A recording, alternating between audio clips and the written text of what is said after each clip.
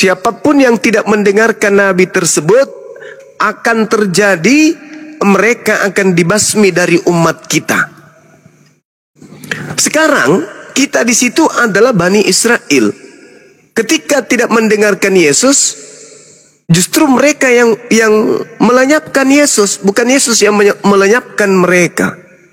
Justru Yesusnya yang kemudian yang dilenyapkan oleh mereka. Sedangkan Nabi yang sama seperti Musa itu maksudnya adalah salam satu Tuhan.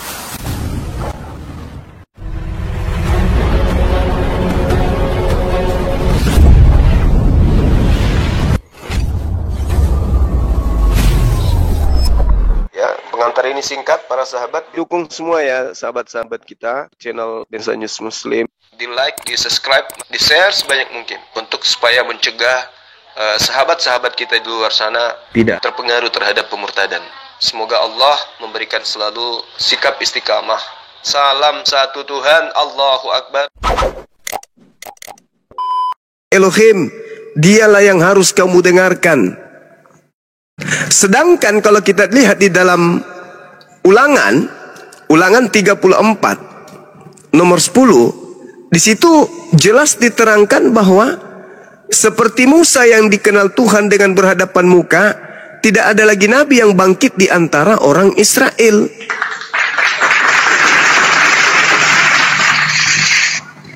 Nah, berarti bukan Yesus. Lagian, kalau kita melihat di dalam kitab Yeremia, bagaimana kemudian Yoyakim tidak ada keturunannya lagi, tidak ada keturunannya yang akan duduk di sana untuk menjadi raja. Yeremia 36 nomor 30, sebab itu beginilah firman Tuhan tentang Yoyakim, raja Yehuda. Ia tidak akan mempunyai keturunan yang duduk di atas tahta Daud, dan mayatnya akan dicampakkan sehingga kena panas di waktu siang dan kena dingin di waktu malam. Jadi ini Tuhan berfirman bahwa tentang Yoyakim, raja Yehuda, Yoyakim ini tidak akan mempunyai keturunan yang akan duduk di tahta Daud. Sedangkan Yesus adalah keturunan Yoyakim. Matius 1 nomor 11, jelas itu. Jadi Yesus ini tidak bisa duduk seperti Nabi Musa. Tidak bisa dia jadi pemimpin. Dia cuma 3 tahun berdakwah dan dia kalah oleh bangsanya sendiri. Gak bisa jadi pemimpin. Berbeda dengan Nabi Muhammad. Ya, bukan saya mengatakan ini Nabi Muhammad, enggak. Nabi Muhammad tetap Nabi dan Rasul bagi kami. Berbeda dengan beliau. Dia memimpin, dia kemudian menaklukkan kota Mekah, menaklukkan kota Madinah, menaklukkan kota-kota di sekelilingnya. Sama seperti Nabi Musa. Ada beberapa hal yang kemudian menghalangi Yesus untuk sama seperti Musa. Hampir seluruhnya.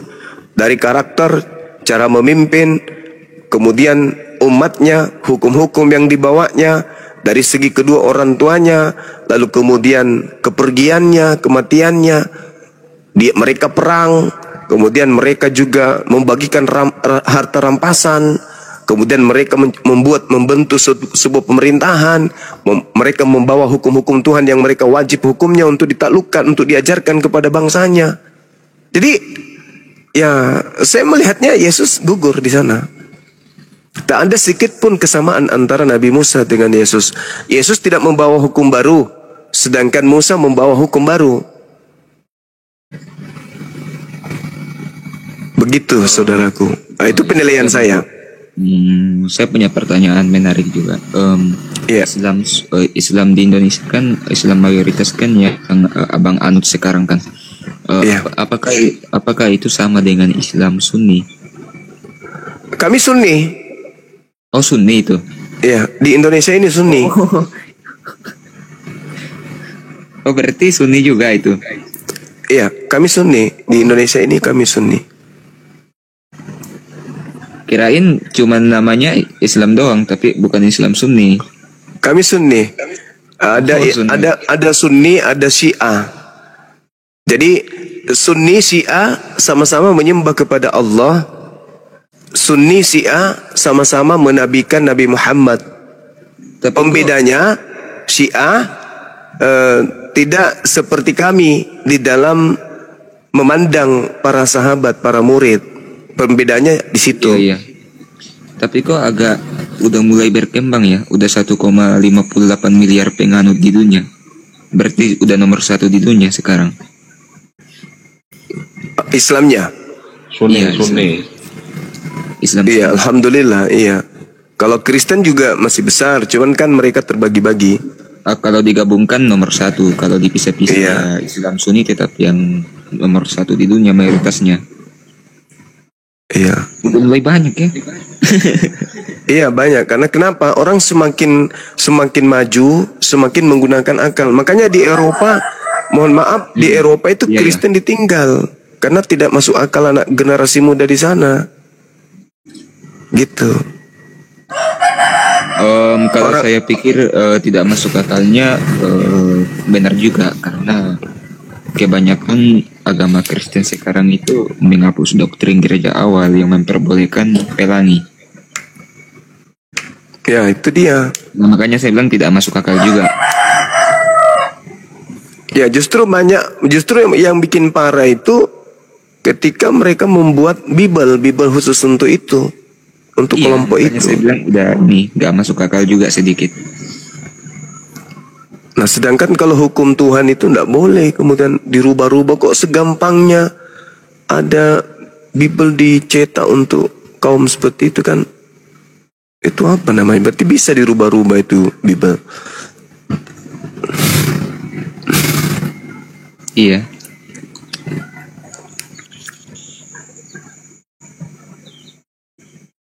Dulu itu apa ya? Orang-orang berpikir ya pokoknya saya Kristen, pokoknya saya Islam. Dulu. Tapi semakin ke depan orang, kenapa sih saya harus Islam? Kenapa sih saya harus Kristen? Kenapa sih saya harus meninggalkan Islam? Kenapa sih harus meninggalkan Kristen? Cuman yang satu ini nggak dipakai. Yaitu kenapa sih saya harus meninggalkan Islam? Karena rata-rata yang keluar Islam itu tidak berpikir. Mereka meninggalkan Islam itu bukan karena proses berpikir, dalam arti kata berpikir tentang kebenaran itu, tapi lebih cenderung kepada hal-hal yang sifatnya duniawi yang membuat mereka keluar dari Islam. Sedangkan sebaliknya, orang-orang yang mu'alaf itu adalah orang yang berpikir tentang keselamatannya, tentang keselamatan dunia akhirat. Contoh sederhana aja, contoh sederhana. Di Islam itu ada kasih sayang yang absolut. Apa kasih sayang absolut itu? Ketika umat Islam mencintai, dia ingin cintanya itu kekal sampai di surga. Ketika ia menyayangi, dia ingin sayangnya itu kekal sampai di surga selama-lamanya. Cinta kepada anak-anaknya, cinta kepada istrinya, cinta kepada kedua orang tuanya dan turunannya. Cintanya itu absolut, harus betul-betul teraplikasi dalam kehidupan, bahwa yang kita cari adalah keselamatan. Islam indahnya karena nanti ketika hidup berikutnya di kehidupan kekal, umat Islam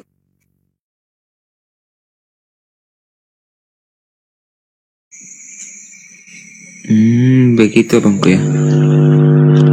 Terputus Grunda. Kami sudah host, saya mau turun dulu, ada kesibukan sebentar, nanti saya gabung lagi kok. Sebentar Bang Salvatore, nunggu Bang Juma aktif lagi. Oh iya. Iya.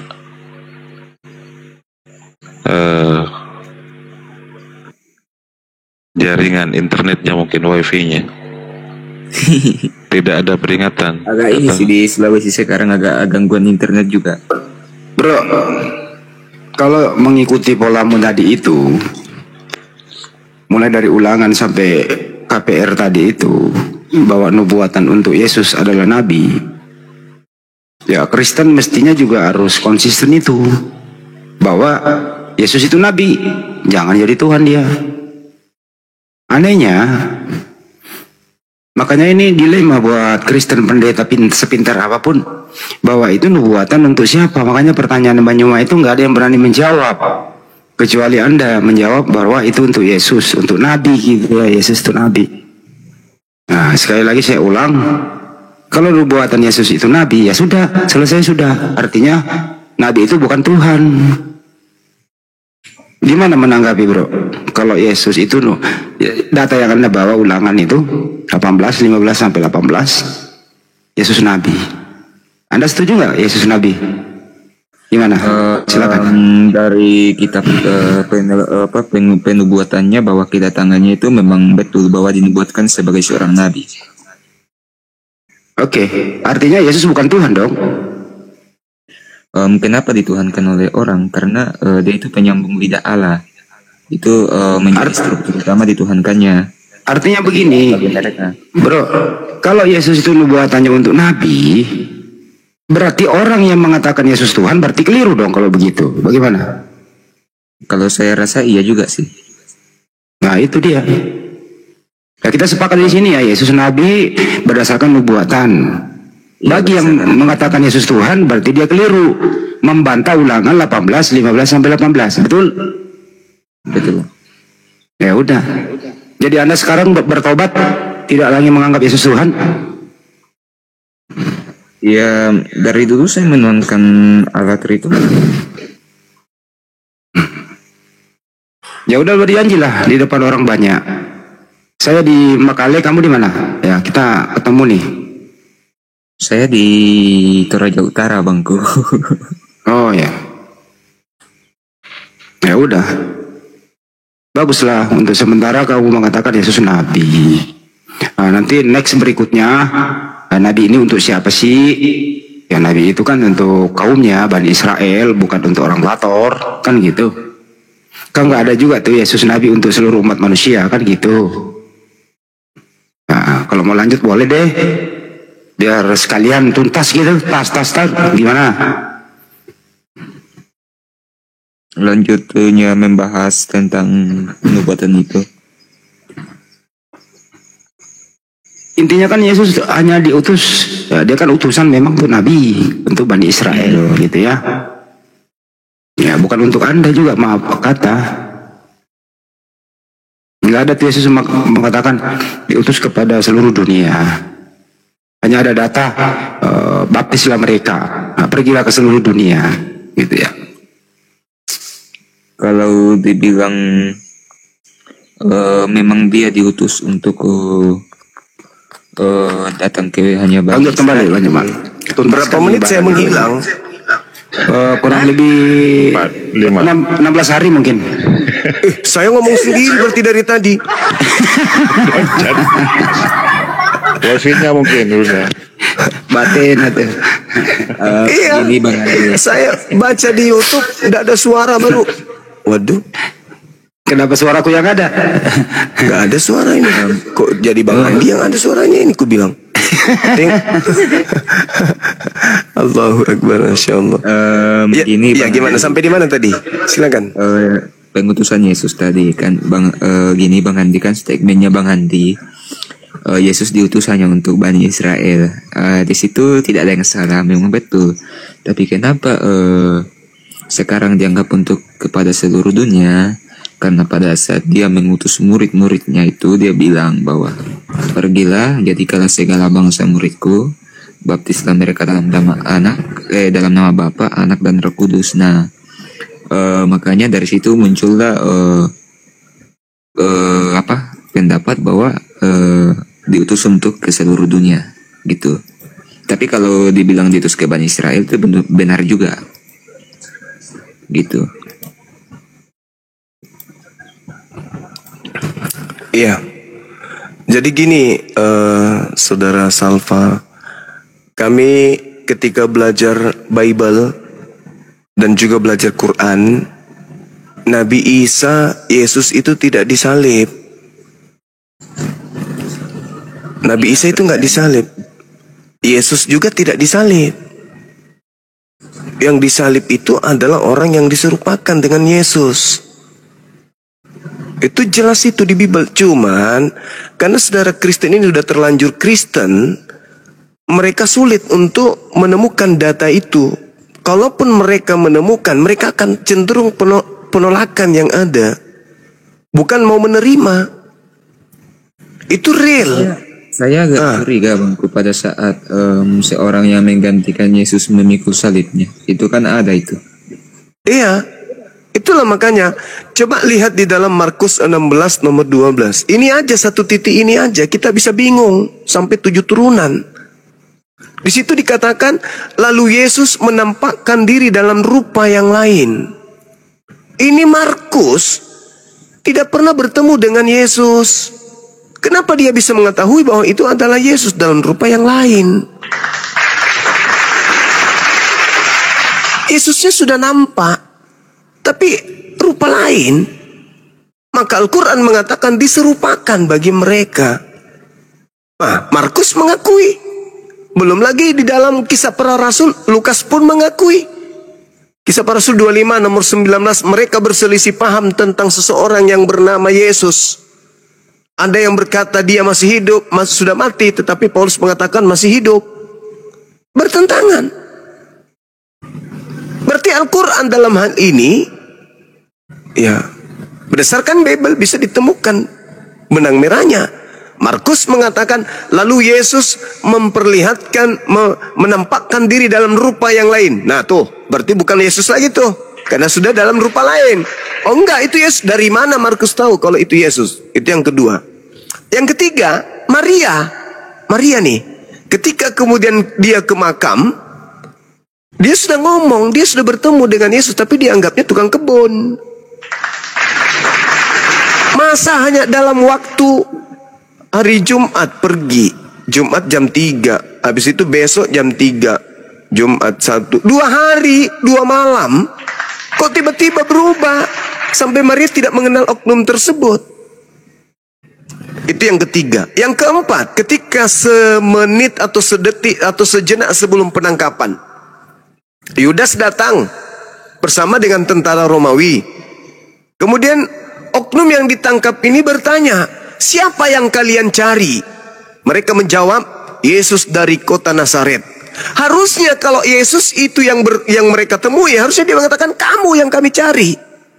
Dan itu diulang 2 kali. Siapa yang kalian cari? Aku mencari Yesus dari kota Nazaret. Akulah dia, kata dia tuh. Ditanya lagi, siapa yang kau cari? Kami mencari Yesus dari Nazaret. Akulah dia. Ditangkap orang itu. Harusnya ketika diulang bertanya, mereka lalu mengatakan, ya yang kucari adalah Yesus, kamu. Siapa lagi? Aku kesini cari kau. Tapi dia mengatakan, kami mencari Yesus dan akulah dia. Apa yang terjadi pada saat itu? Mereka mundur dan berjatuhan ke tanah. Ada apa? Berarti ada mukjizat terjadi di sana. Ketika mereka ingin mencelakai utusan Tuhan yang suci ini, Tuhan melindunginya. Apa buktinya? Lukas 22 nomor 4344. Yesus berdoa, Bapa, biarlah sekiranya cawan ini berlalu daripadaku. Namun bukan atas kehendakmu, tapi atas kehendakmu. Nah, apa data selanjutnya yang keempat? Maka seorang, kok ada kata maka di situ? Maka itu menegaskan bahwa ini kehendak Bapa. Kamu akan diangkat ke langit. Maka seorang malaikat menampakkan diri kepada Yesus, memberikan kekuatan kepada Yesus. Coba, apa guna kekuatan itu? Untuk disalib? No, nggak perlu kekuatan. Buktinya hanya beberapa jam aja dia sudah mati. Berarti itu bukan Yesus. Malaikat turun sesuai dengan nubuatan Petrus dong. Sesuai dengan khotbah Petrus dong, wajib hukumnya. Sesuai dengan khotbah Petrus. Apa khotbah Petrus? Dia mengutip nubuat Daud. Bukankah Daud telah menubuatkan tentang seorang Mesias? Jasadnya tidak ditinggal di kubur dan jasadnya tidak mengalami kematian, melainkan dia ditinggikan oleh tangan kanan Elohim. Subhanallah. Berarti dia diangkat. Yesus juga mengatakan hal tersebut. Apa kata Yesus? 1 Lukas 24:44. Apa kata Yesus? Aku memang harus pergi, memang harus tergenapi semua yang tertulis tentang aku yang ada di dalam kitab Mazmur, yang ada dalam kitab nabi-nabi, yang ada di kitab Torah. Harus tergenapi. Lukas 22 nomor 22. Aku memang harus pergi sesuai dengan apa yang sudah tertulis, sudah ditetapkan untuk aku di dalam kitab terdahulu, kitab nabi-nabi. Matius 26 nomor 24. Aku memang harus pergi sesuai yang ada tertulis tentang aku. Tertulis di mana? Pada saat Yesus mengatakan itu. Apakah pada saat Yesus mengajar, Yesus sudah ada perjanjian baru? Belum ada. Berarti apa yang tertulis? Perjanjian lama. Sedangkan perjanjian lamanya jelas Tuhan mengutus malaikat untuk menatang anaknya di tangannya agar kakinya tidak terantuk kepada batu. Mazmur 91 nomor 11 nomor 12. Iblis dalam Lukas 4 dan juga Matius 4, iblis mencoba Yesus. Yesus, jika engkau betul adalah anak Elohim, jatuhkan dirimu ke bawah, sebab ada tertulis tentang engkau bahwa Tuhan akan mengutus malaikatnya agar menatang engkau di tangannya agar kakimu tidak terantuk kepada batu. Yesus jelas mengatakan itu harus digenapi tentang apa yang tertulis tentang aku di dalam kitab Taurat, dalam kitab Mazmur, kitab nabi-nabi, bukan kitab perjanjian baru. Kalau perjanjian baru, Yesus harus mati untuk dosa kita, bahkan dosa dunia. Dia penebus dosa, dosa dari Adam, dosa warisan. Itu kan buatan catatan-catatan yang muncul belakangan. Sedangkan Yesus, aku harus pergi sesuai dengan apa yang telah tertulis tentang aku. Berarti yang tertulis di perjanjian lama dong. Perjanjian lama, ada anak Tuhan atau hamba Tuhan yang akan diselamatkan di atas, lantas diangkat oleh malaikat ke atas. Dan itu Petrus khotbahkan. Ketika Petrus mengkhotbahkan bahwasanya malaikat Tuhan atau tangan kanan Tuhan akan mengangkatnya ke langit, maka di saat itulah kemudian Yesusnya terangkat ke langit. Nah, pada saat mana kemudian ada penyesat ini? Pada saat kemudian Yesusnya terangkat ke langit, ada yang mengatakan akulah dia. Ingat dalam Lukas 21:8, waspadalah kepada penyesat yang datang kepadamu memakai namaku dan berkata, akulah dia. Tadi di Yohanes 18 nomor 5, siapakah yang engkau cari? Kami mencari Yesus dari Nazaret. Apa kata orang itu? Akulah dia. Ditangkap. Setelah ditangkap, disolimi, dianiaya, dibunuh, masuk dia ke alam kubur. Apa yang terjadi tentang dia di alam kubur? Yesaya 14 nomor 12, 13, 14 dan 15. Di situ diceritakan iblis naik ke langit, ingin menyamai pencipta langit dan bumi, ingin kemudian menandingi pencipta langit dan bumi. Tapi Tuhan mengatakan di dalam nomor 15 yang ke dalam dunia orang mati aku lemparkan engkau, ke alam kubur aku simpan engkau. Berarti iblisnya masuk dalam kubur. Nah, apa hubungannya? Yesus di data nomor 12, Matius bab 12 nomor 38 nomor 40. Angkatan jahat ini minta satu tanda, dan tidak akan diberikan satu tanda kepada angkatan jahat selain tanda Yunus, sebab Yunus 3 hari 3 malam dalam perut ikan, demikian juga anak manusia akan berada dalam perut bumi 3 hari 3 malam. Berarti hari ketiga dia harus bangkit keluar. Itu tanda untuk siapa? Kebangkitan hari ketiga. Tanda untuk angkatan jahat. Angkatan jahat minta tanda dan tidak diberikan tanda kecuali tanda Yunus, bangkit hari ketiga. Nah, yang keluar dari hari ketiga ini, dia mengatakan kepadaku telah diberi kuasa. Sedangkan Yesus mengatakan iblis itu datang, penguasa dunia datang. Makanya aku harus pergi sebab penguasa dunia sudah datang, yaitu iblis. Dan dia sedikit pun tidak berkuasa atas diriku. Penguasa dunia akan dilemparkan keluar, kata Yesus. Di mana itu? Di Yohanes 12 nomor 31, Yohanes 14 nomor 30. Penguasa dunia iblis akan dilemparkan keluar saat ini, sekarang ini. Artinya pada zaman Yesus ada iblis yang dilemparkan keluar. Iblis tadinya dilemparkan kemana? Ke kubur. Berarti ada iblis yang terlempar, yang keluar dari kubur. Siapa dia? Kepada aku telah diberi kuasa. Pergilah, jadikanlah seluruh bangsa menjadi muridku. Sedangkan Yesus mengatakan, jangan pergi, jangan ke bangsa lain. Matius 10 nomor 5 nomor 6. Yesus berpesan kepada ke-12 muridnya, agar jangan ke bangsa lain, melainkan pergilah kepada domba-domba yang sesat dari umat Israel. Yesus yang keluar dari kubur mengatakan, pergilah, jadikanlah seluruh bangsa menjadi muridku. Itu adalah dua Yesus yang berbeda. Yang asli jangan ke bangsa lain, yang palsu pergilah ke seluruh bangsa. Itu dua Yesus yang berbeda. Nah, di antara Yesus yang tadi, yang asli, dengan yang mengaku keluar dari kubur, di tengah-tengahnya Yesus berpesan. Apa pesan Yesus kepada muridnya Bani Israel? Waspadalah kepada penyesat yang datang kepadamu memakai namaku dan berkata, akulah Yesus, akulah Kristus. Mereka akan menyesatkan banyak orang. Jadi yang harus diwaspadai, kata Yesus, adalah penyesat yang datang memakai nama Yesus Kristus. Yang keluar dari kubur memakai nama siapa? Yesus Kristus. Mereka akan menyesatkan banyak orang. Kenapa mengatakan mereka? Karena memang banyak. Banyak Yesus. Ada yang datang ke Ananias, ada yang datang kepada Paulus, ada yang datang kepada murid-murid, ada yang nampak kepada Maria, ada yang nampak kepada Lukas, ada yang nampak kepada Markus, ada yang nampak di Pulau Patmos yang ketemu dengan kemudian penulis kitab Wahyu. Banyak Yesus itu. Mereka akan menyesatkan banyak orang. Dengan cara apa mereka menyesatkan? Dengan memakai nama Yesus Kristus. Makanya Yesus berpesan, waspadalah agar kamu jangan disesatkan. Sebab akan datang banyak penyesat memakai namaku dan berkata, akulah Kristus. Mereka akan menyesatkan orang banyak. Kalau mereka datang, dia akan menyatakan dirinya sebagai Mesias. Jadi kalau ada orang berkata, ada Mesias di sini, ada Mesias, dan jangan kau percaya.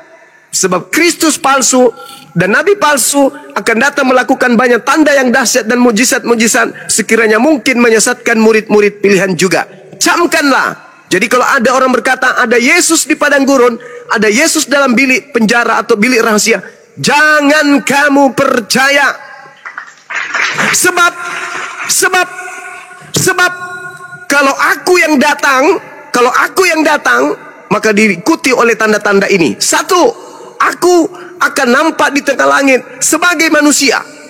Dua, matahari menjadi gelap. Tiga, matahari menjadi gelap, bulan tak bercahaya. 4, bintang-bintang berjatuhan. 5, kuasa-kuasa langit berguncang. Itu tanda-tanda kalau aku yang datang. Jadi kalau ada yang mengaku bertemu dengan aku, entah itu di kuburan, entah itu di perkebunan, entah itu di mall, entah itu di jalan, entah itu di padang gurun, entah itu dalam penjara, entah itu di diskotik, entah dimanapun, kalau tidak ada tanda-tanda yang kusebutkan tadi, matahari menjadi gelap, bulan tak bercahaya, jangan kamu percaya, itu bukan aku. Matius 24 nomor 3 sampai seterusnya. Ketika Yesus ditanya, guru, ya paman, apa tanda kedatanganmu? Tanda-tanda kedatanganku, 1, aku akan nampak di langit sebagai manusia, dan seluruh manusia akan melihat aku. Seluruh manusia.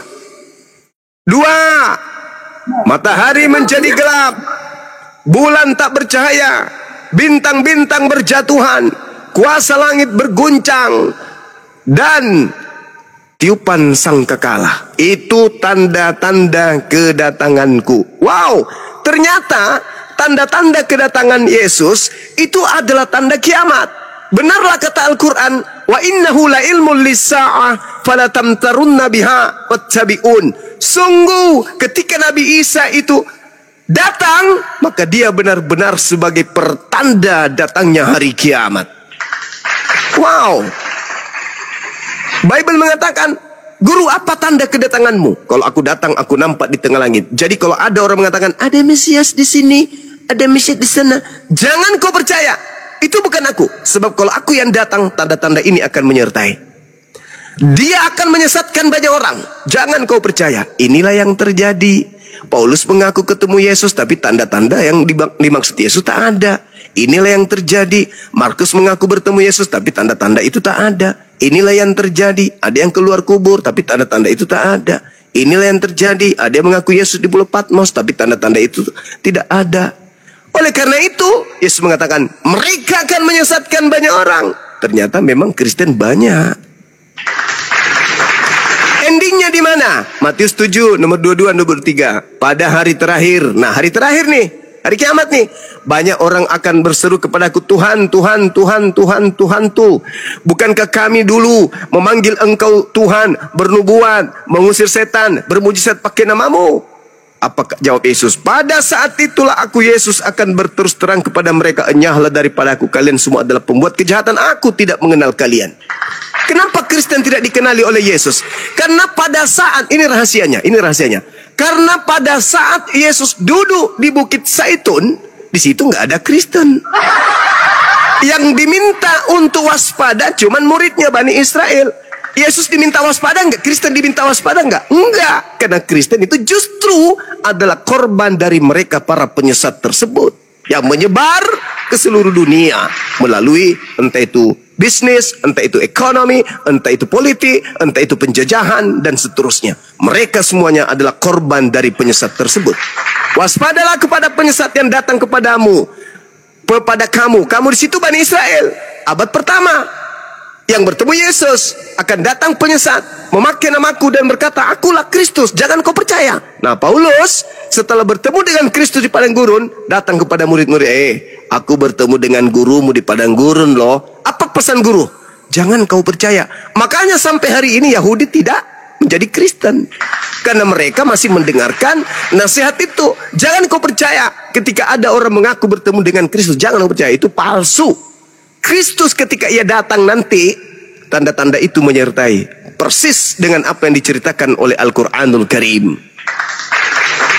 Makanya sekuat apapun misionaris, gerakan kristenisasi untuk menjual Yesus Kristus yang keluar dari kubur itu untuk kami menjadi hambanya, menjadi muridnya, umat Islam tak akan pernah bisa dimurtadkan dengan pola itu. Kecuali satu, umat Islam ditekan, umat Islam dijajah, umat Islam dimiskinkan, umat Islam disakitkan, umat Islam disudutkan. Tak ada tempat perlindungan, tak ada tempat kemudian untuk menaung. Kemudian datang orang-orang yang menjajakan Indomie, menjajakan bantuan kesehatan, menjajakan kasur, memberikan selimut, memberikan kelambu, memberikan air bersih dan seterusnya. Barulah orang itu bisa goyang.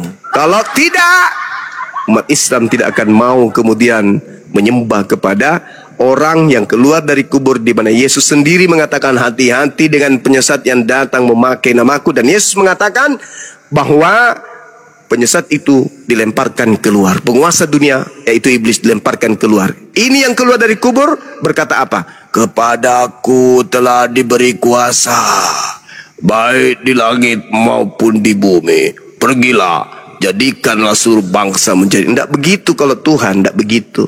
Kalau Tuhan nih, kalau Tuhan yang benar itu caranya gimana? Dia mengutus nabi. Nabi yang diutus itu diberi kitab suci, diberi wahyu seperti Nabi Musa. Nabi Musa disuruh mengamankan Bani Israel. Nabi Isa, Yesus disuruh mengamankan Bani Israel dengan ketetapan-ketetapan hikmat Injil. Nabi Muhammad diberi kitab Al-Quran untuk disampaikan kepada seluruh bangsa. Bukan begitu caranya, keluar dari kubur, ciluk, halo, tiku, sini, aku Tuhan loh, tiku, sampai di dalam Lukas 24 nomor 37, 36, 37. Kan ada kelucuan di situ. Nah, diskusi. Kan ada kelucuan di situ kan? Kok aja ngomong. Ketika kemudian ada sosok muncul, apa katanya? Shalom alaikum, keselamatan atas kalian. Murid-murid terkejut dan ketakutan sebab mengira melihat hantu. Bukan begitu polanya kalau Tuhan ingin turun. Polanya kalau Tuhan itu ingin turun, dia hanya menitipkan pesannya kepada malaikatnya. Malaikatnya datang kepada nabinya. Bukan dia turun baru keluar dari kubur. Kalau keluar dari kubur itu ya betul lah kalau murid-murid mengatakan mereka ketakutan sebab mengira melihat hantu. Ya wajar lah, kok keluar dari kubur ya hantu lah. Mana ada Tuhan keluar dari kubur? Yang keluar dari kubur itu mayat hidup, zombie, padale, pararang, itu parakang, setan Sumiati. Si Matang Ancol, Suster Ngesot, itu Susana. Makanya murid-murid dari sejak 2000 tahun yang namanya keluar dari kubur ya hantu. Gak bisa dirubah itu, gak bisa.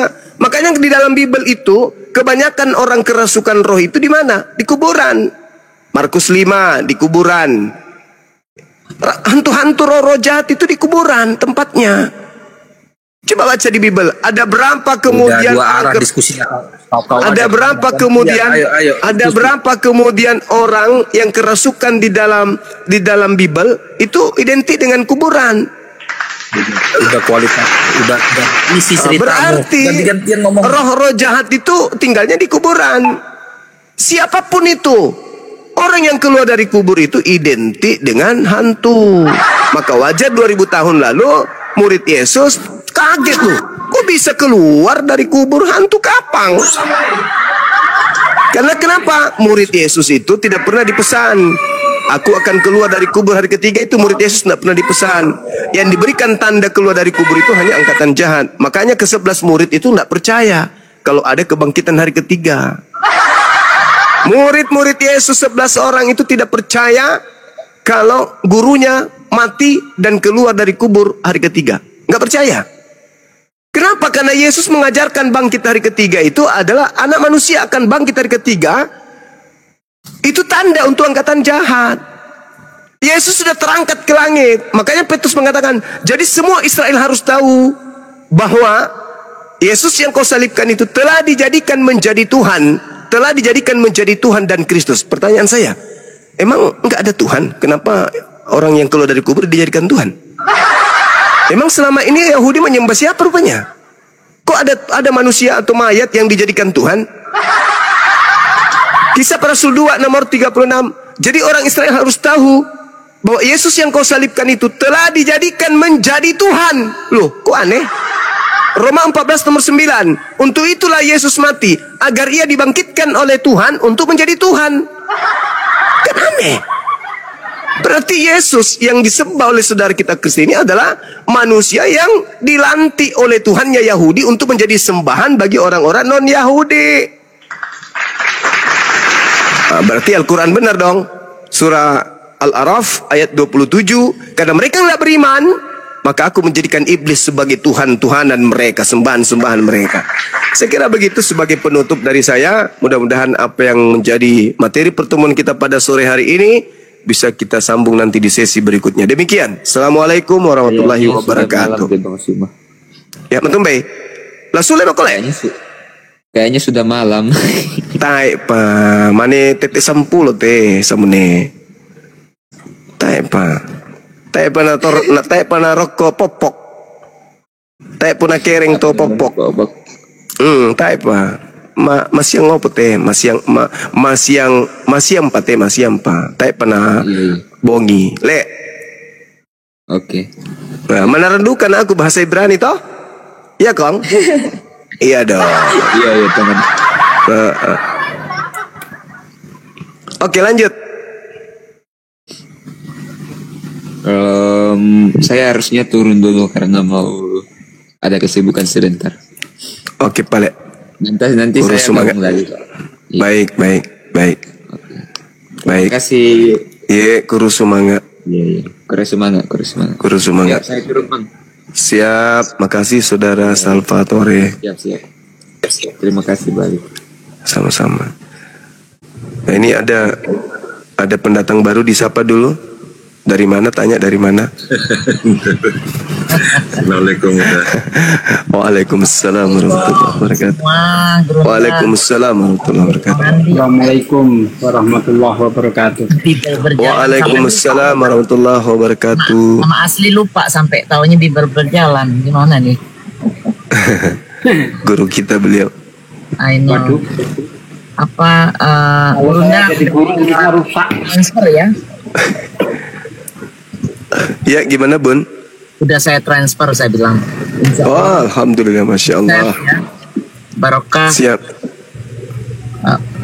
Sama satu lagi ini Kores monitor nggak Kores? Mana beliau? Ada di sini. Ada tuh kayaknya. mudah-mudahan itu bunga bukan cuma dari saya ya, Brunda. Mudah-mudahan dari ada beberapa orang juga jadi tambah meriah gitu ya. Siap. Ini karangan bunga berapa, Bun? Karangan bunga tuh mungkin sekitar antara 500 sampai 800 kayaknya. Oh gitu. Saya barusan ngirim sama Uyak juga bela sungkawa atas terjadinya penjarahan di rumah dia gitu. Oh, Masya Allah. Dinda Kores yang ini, yang urus karangan bunga. Ya justru itu, jangan sampai lupa tuh. Karena bagus kan kalau di gerbang masjid itu ada di pintu depan. Izin Bu lanjut diskusi dulu. Apa?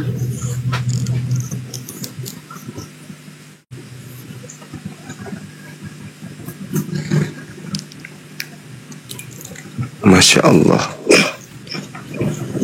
Ya, siap. Karangan bunga, ya itu penting juga itu, Bun, untuk Iya. dokumentasi. Benar. Saya ngarepin ada dari teman-teman lain yang turunan Iya. kayak pakai gitu kan. Jadi nggak cuma satu. Siap. Disapa tamunya Bang Andi, teman-teman. Ya, sahabat Kris, gimana Bro? Ada, ya, topiknya tadi itu terakhir itu, siapa yang keluar dari kubur gitu loh. Silakan Bro. Siapa yang keluar dari kubur? Ya, Ini saya baru masuk, nggak tahu siapa yang keluar dari kubur. Kubur yang mana? ya kan Yesus mati dikubur terus keluar. Itu Yesus asli apa Yesus siapa tuh? Itu maksudnya. Oh, Yesus mati dan bangkit dari kuburnya, Yesus asli lah. Kalau ternyata yang Masalahnya mati, kalau ternyata yang mati bukan yang asli, berarti yang bangkit juga bukan yang asli kan ya? Kalau yang mati bukan asli, berarti yang bangkit bukan asli. Datanya di mana? Enggak, maksudnya kalau yang mati ini ternyata bukan yang asli, berarti yang keluar dari kubur juga bukan asli kan? Iya, Gitu kan? iya, Benar nggak? iya. Masalahnya apa? Tujuannya mengarah ke siapa itu? Nah sekarang gini, orang-orang Kristen dapat ilmu dari mana kalau yang keluar dari kubur itu adalah Yesus? Dari perjanjian lama atau perjanjian baru? Ilmu orang Yeah. Kristen Iya. yang keluar dari kubur itu, yang kubur yang mana? Yang keluar dari kubur hari ketiga itu ilmu dari mana? Dari perjanjian lama kah atau perjanjian baru? Di perjanjian baru ada di Yohanes mengatakan dengan demikian. Yesus mengatakan, aku harus pergi sesuai dengan yang tertulis tentang aku di perjanjian lama atau di perjanjian baru. Yesus yang tertulis maksudnya apa nih? Yesus berkata dalam Matius 26 nomor 24, Lukas 22 nomor 22, Lukas 24 nomor 44, aku harus pergi sesuai dengan apa yang tertulis tentang aku di dalam mana? Di dalam kitab perjanjian baru atau dalam kitab perjanjian lama? Ya bacalah di perjanjian lama atau di perjanjian baru yang dikatakan. Perjanjian lama. Nah, terus masalahnya apa? Nah, masalahnya adalah adakah di perjanjian lama nubuat bahwa orang benar dibunuh lalu bangkit hari ketiga? Orang benar dibunuh, bahasanya kalau begitu tidak ada. Kalau bangkit hari ketiga? Bangkit hari ketiga nubuat yang bagaimana? Yang bangkit hari ketiga? Ada Di mana tertulis? di kitab Yunus. Coba yang bagaimana? Di mana di kitab Yunus? Saya lupa di mana. Yang penting ada di situ di kitab Yunus pasal Di kitab Yunus di mana? dia akan bangkit pada hari yang ketiga. Di mana itu tertulis? Saya lupa di mana ayatnya. Ya, Mm-mm. di mana? Ya saya lupa ayatnya. Tidak ada itu. Ada. Saya Itu maksud Anda mungkin yang tertulis di Matius 12. kalau Matius 12 sudah jelas itu perjanjian baru. Kalau dibuat di perjanjian lama ada. Di mana di kitab Yunus? Udah saya bilang. Bangkit hari ketiga. Berarti kita anggap tidak ada ya. Kalau menurut kamu menganggap tidak ada, silahkan saja. Itu urusan Memang nggak ada. Memang nggak Ya ada. menurut Anda. Ya, tunjukkan. Ayo teman-teman semua yang ada di sini, ada berapa di sini? Tunjukkan juga mengatakan di dalam perjanjian lama tidak ada seperti itu. Di mana? Ya memang tak ada, memang tidak ada. Iya, mana bukti di dalam Alkitab mengatakan Kalau tidak ada ya tidak bisa ditunjukkan. Kalau ada baru bisa kan. Gimana ceritanya? Justru karena tidak ada makanya tidak bisa ditunjukkan. Kau mengatakan ada, ya tunjukkanlah kalau ada. Udah saya katakan, ini menjadi PR sekarang. Besok saya ketemu sama kamu kapan jam berapa saya masa yang krusial yang paling dasar nggak ada. Krusial yang Yesus mengatakan, dengar, Yesus mengatakan harus digenapi semua yang tertulis tentang aku di dalam kitab perjanjian lama. Mana di kitab perjanjian lama ada Mesias mati dan bangkit pada hari ketiga, mana? Bahasanya bagaimana? Yang begitu bangkit pada hari ketiga lah. Coba lagi bahasanya bagaimana? Bahasanya Mesias mati bangkit hari ketiga. Di mana itu tertulis? Kalau bahasanya seperti itu tidak ada. Lalu bahasanya kayak mana? Kalau ada Siti Subaidah mati dan bangkit hari ketiga gitu. Bentar. Apa yang tertulis itu? Kalau kita diskusi jangan mengarah untuk menghujat. Nanti saya tidak menghujat, saya bertanya. Mana dalilnya? Dengarkan dulu. Di sini. Yesus berkata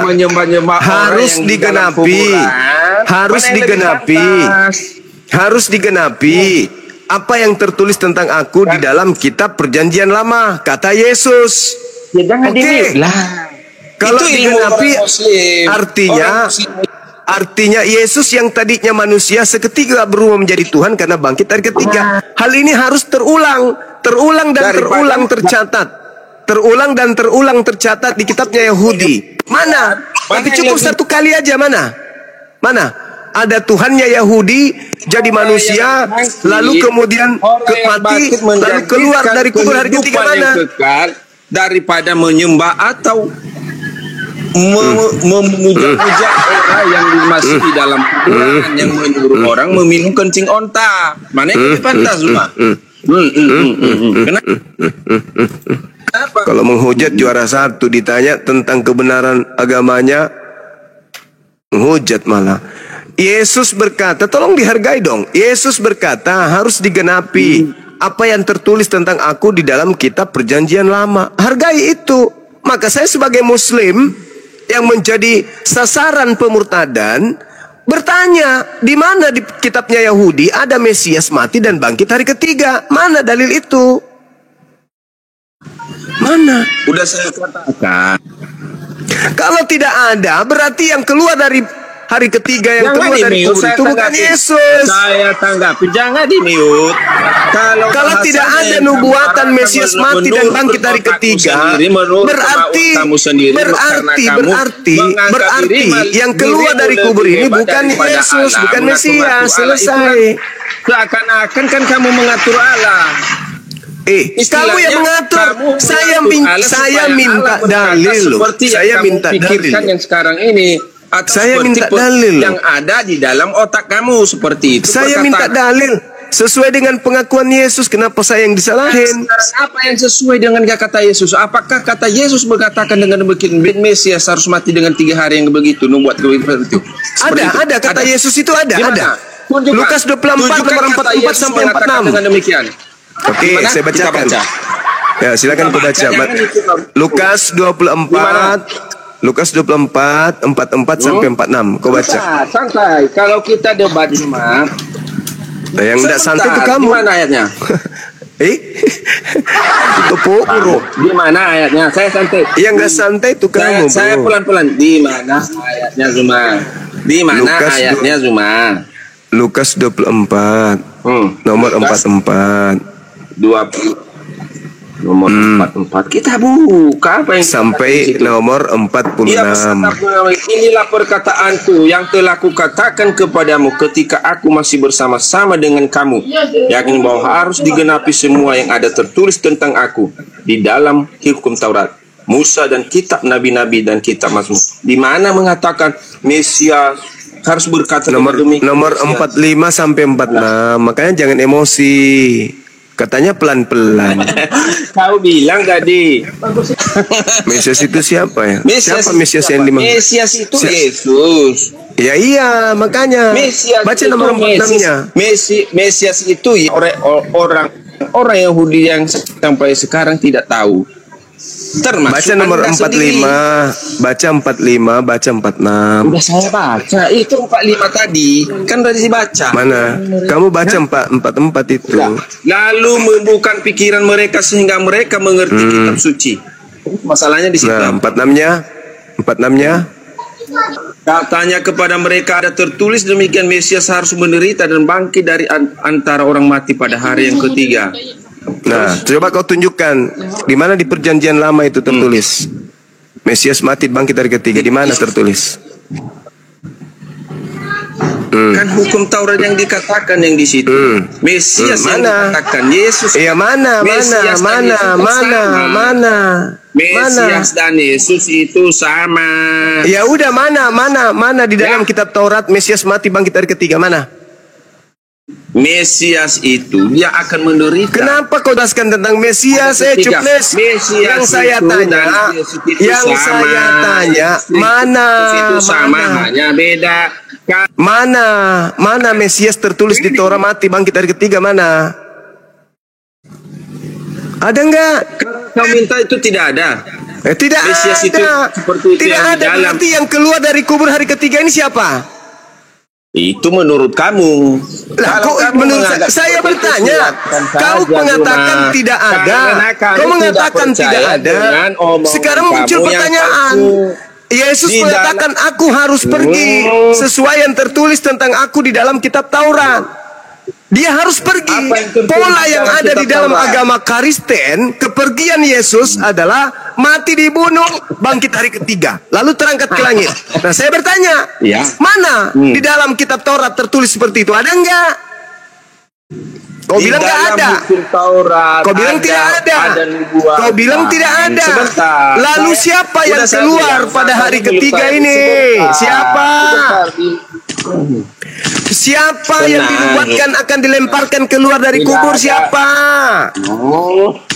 Siapa yang diberi tanda kebangkitan hari ketiga anak manusia? Siapa? Siapa penguasa dunia menurut Yesus itu? Siapa? Siapa yang akan dilemparkan dari kubur menurut Yesus itu? Siapa? Nubuat Yesus mati dan bangkit hari ketiga sesuai dengan penjelasan Yesus harus digenapi semua yang tertulis tentang dirinya dalam kitab para nabi. Itu tak ada buktinya. Anda sendiri mengatakan tidak ada. Muncul pertanyaan, lalu siapa yang keluar dari kubur hari ketiga yang kau tuhankan itu? Jawab. Jawab. Yesus. Mana ada? Tadi kau mengatakan tidak ada. Kau tadi mengatakan tidak ada. Sekarang kau bilang itu Yesus. Hei. Apa? Kau bilang tadi tidak ada. Kenapa sekarang kau bilang itu Yesus? Ya, kau sendiri yang mengatakan tidak ada. Tidak ada. Tidak ada. Tidak ada. Kalau tidak ada, berarti itu bukan Yesus. Nah, kalau bukan Yesus, berarti itu siapa? Zuma, santai Zuma. Kamu yang nggak santai. Di perjanjian lama atau di hukum Taurat, nubuatan tentang Mesias yang berkata sesuai dengan otakmu yang kau minta. Oh, bukan sesuai dengan otakku, Tuyul. Tidak ada. Yesus yang berkata, Yesus harus digenapi. apa yang tertulis tentang aku di dalam kitab Taurat Musa, kan? Betul nggak? Kan berarti genapi di dalam Alkitab di hukum Taurat ada di situ. Dia akan menderita. Di mana di Taurat bangkit hari Pada ketiga? hari ketiga. Di mana di Apa Taurat tahu? bangkit hari ketiga? Di mana? Ada. Udah saya bilang ada karena data lagi saya Ilusi, agama ilusi plus halusinasi. Agama ilusi, agama kamu. Yesus yang Kemana? mengatakan harus Agama digenapi, yang ilusi itu harus agama digenapi. Anda, Apa yang saudara. tertulis tentang aku di dalam kitab Taurat, dalam kitab nabi-nabi Apa dan di dalam kitab Tuhan Mazmur. tidak? Oke. Orang yang bertapa Ditanya di- Kristen ini, wahai Kristen, Orang yang iya bertapa paman. Kenapa Keluar Tuhanmu dari- mati? Oh, itu sudah dinubuatkan, paman. Kenapa Orang yang Tuhanmu masuk berbuat kubur? di dalam Itu hukum sudah dalam dinubuatkan, kewajiban. paman. Itu namanya Kenapa Tuhanmu keluar dari kubur? Itu sudah dinubuatkan, paman. Oke, kita ikut nih, kita ikut. Anggap saja kita bodoh kayak kalian, kita ikut. Begitu ditanya, Yesus Di abad berkata ke- harus digenapi tentang dirinya yang tertulis dalam kitab para nabi, Sudah saya yang katakan. tertulis di dalam Mazmur, yang tertulis dalam Torah. Tolong tunjukkan tertulis di manakah ada Mesias mati dan bangkit pada hari ketiga di kitab yang dimaksud Yesus. Ada nggak? Ada nggak? Nggak ada, Bang Suma. Jadi yang keluar dari kubur itu sopo? masalahnya. Oke, masalahnya kalau nggak ada kenapa? Masalah dengan Anda, Pak. Berarti yang keluar itu bukan Yesus. Kalau bukan Yesus, kenapa masalahnya? Kenapa? Saya ikutin semua narasimu. Kalau bukan Yesus, kenapa? Berarti yang kau sembah itu bukan Yesus. Iyalah Yesus yang saya sembah. Berarti yang kau Daripada anggap menyembah pahlawan batu. nebus dosamu itu di atas salib, Cium-cium. itu bukan Yesus. Berarti itu adalah perangkat. Perangkat iblis untuk menjerat manusia agar meninggalkan menyembah kepada Tuhan yang benar menuju kepada Tuhan-Tuhanan. Benarlah Al-Quran. Karena mereka tidak beriman, maka aku jadikan iblis sebagai sembahan mereka. Tempat ular.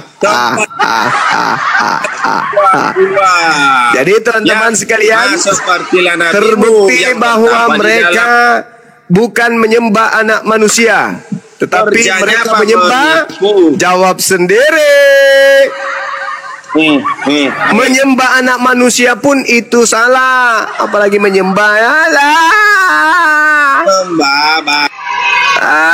Kata Yesus, waspadalah kepada iblis yang datang kepadamu memakai namaku dan berkata, akulah Mesias. Mereka akan menyesatkan banyak orang. Berarti dia harus meminta kepada orang lain untuk menyebarkan kepada seluruh bangsa, agar seluruh bangsa disesat karenanya, maka tergenapi. Itu tergenapi, kata Yesus. Mereka akan menyesatkan banyak orang. Wajar. Kenapa kamu menjadi Kristen? Ngaku-ngaku pengikut Yesus. Bukankah Yesus itu hanya untuk Bani Israel? Oh enggak dong. Baca Matius 8. Berarti tergenapi. Penyesat itu menyesatkan banyak orang. Yesus asli mengatakan, aku diutus hanya kepada domba yang hilang dari umat Israel. Yang keluar dari kubur, jadikanlah seluruh bangsa menjadi muridku. Daripada menyembah. Ternyata ketahuan. Ini sahabat Kris, artinya sahabat setan.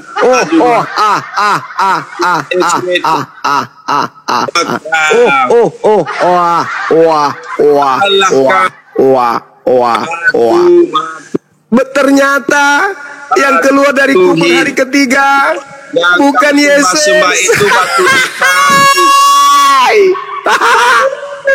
Ternyata yang keluar dari hari ketiga dari kubur bukan Yesus. Ih, ngeri kali. Batui. Pergilah. Jadikanlah seluruh bangsa menjadi muridku. Batu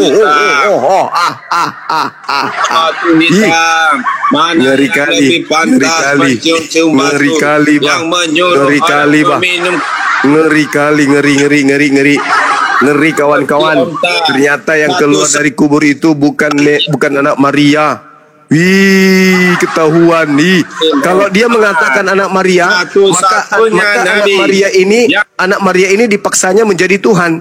Tapi ternyata bukan anak Maria, berarti tidak perlu dipaksa. Memang dia adalah Tuhan bagi orang kafir. Enggak perlu dipaksa. Memang dia Tuhan bagi orang kafir. Mana dalilnya? Di dalam Al-Quran surah Al-Araf, Allah Subhanahu wa taala menjelaskan.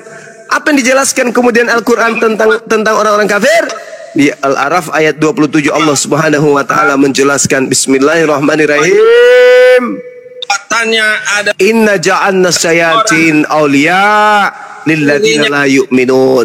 Apa kata Allah? Sesungguhnya aku telah menjadikan iblis sebagai pemimpin bagi orang-orang yang tidak beriman. Minta untuk disembah. Jadi iblis itu jadikan sama seperti Petrus berkhotbah. Jadi orang Israel harus tahu bahwa Yesus Kristus yang kau salibkan itu telah dijadikan menjadi Tuhan bagi angkatan jahat. Sama kan? Sama. Kasihanlah teman-teman kita ini.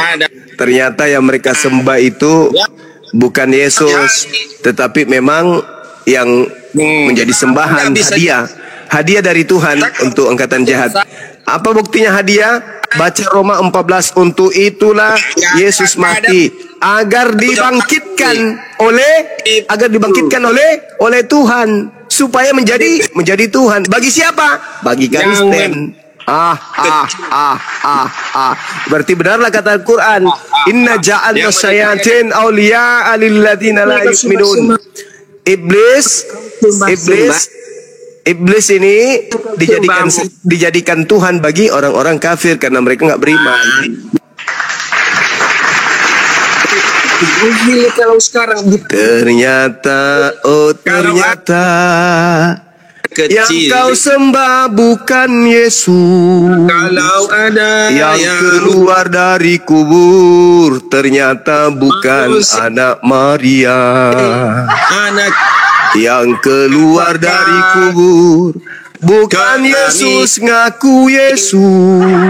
Kalau menurut Yesus, penguasa dunia yang dilemparkan keluar. Kalau menurut Yesaya, iblis itu dilemparkan ke dalam kubur. Menurut Yesaya. Kalau menurut Yesus, iblis itu dilemparkan keluar. Nah, kalau kita sambung-sambungkan, Yesaya mengatakan iblis dilemparkan ke dalam kubur. Yesus mengatakan iblis dilemparkan keluar dari kubur. Selesai.